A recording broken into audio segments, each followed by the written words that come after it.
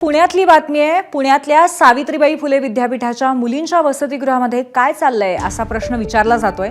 कारण या हॉस्टेलमध्ये राहणाऱ्या मुली मोठ्या प्रमाणावरती अंमली पदार्थांचं सेवन करतायत, मद्यप्राशन आणि धूम्रपान करतायत असा धक्कादायक प्रकार समोर आलाय। या संदर्भामध्ये याच हॉस्टेलमध्ये राहणाऱ्या मुलीने तक्रार केली, पण अजूनही मद्यप्राशन करणाऱ्या मुलींवरती कुठलीही कारवाई झालेली नाहीये। या गैरप्रकाराची माहिती विद्यार्थिनीने प्रभारी कुलसचिव आणि कुलगुरू यांना पत्र लिहून दिली आहे, पण अजून कोणतीही कारवाई झाली नाही। उलट तक्रार करणाऱ्या मुलीची रूम बदलण्यास सांगण्यात आलंय। दरम्यान या संबंधित कारवाई करावी, नाहीतर अखिल भारतीय विद्यार्थी परिषदेनं आंदोलनाचा इशारा दिलाय।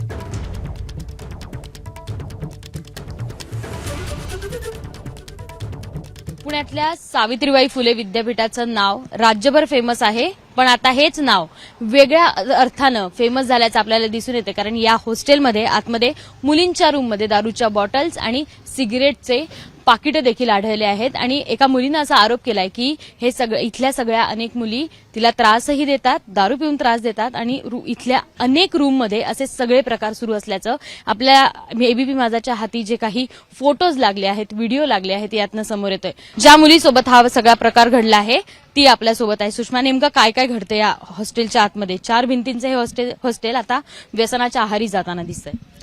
मॅम, मागील जुलै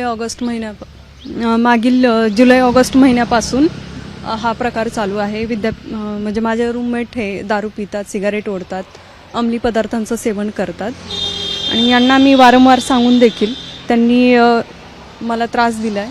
मी विद्यापीठ प्रशासनाला हे सांगितलं होतं, 1.5 महिना झाले मी हे सांगून, त्यांनी यावरती कुठलीही कार्यवाही केलेली नाही। एके दिवशी या मुलींनी जबरदस्तीने मला दारू पिण्यासाठी बसवलं आणि माझा व्हिडिओ बनवला आणि मला धमकी दिली, तू जर कोणाला बाहेर सांगितलंस, कंप्लेंट केलीस तर हा व्हिडिओ आम्ही सर्वांना दाखवू। आणि हॉस्टेलमधील इतरही मुली सिगारेटी पितात, दारू पितात, परंतु भीतीमुळे कोणीही पुढे येऊन बोलण्यासाठी तयार नाही।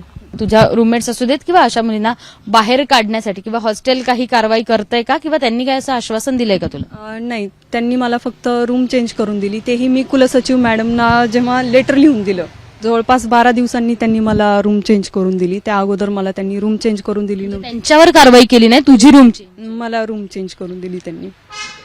आपण जर हॉस्टेलचा सगळा प्रकार बघितला तर या जी पीडित मुलगी आहे तिची रूम चेंज करण्यात आली आहे आणि ज्या मुली सगळं मद्यप्राशन करत होत्या त्यांच्यावर कोणतीही कारवाई आता विद्यापीठा प्रशासनाकडनं करण्यात आली नाहीये।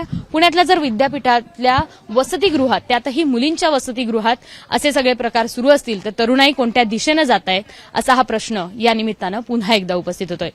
कॅमेरामन विजय राऊतसह शिवानी पांढरे, एबीपी माझा, पुणे। एबीपी माझा, उघडा डोळे बघा नीट।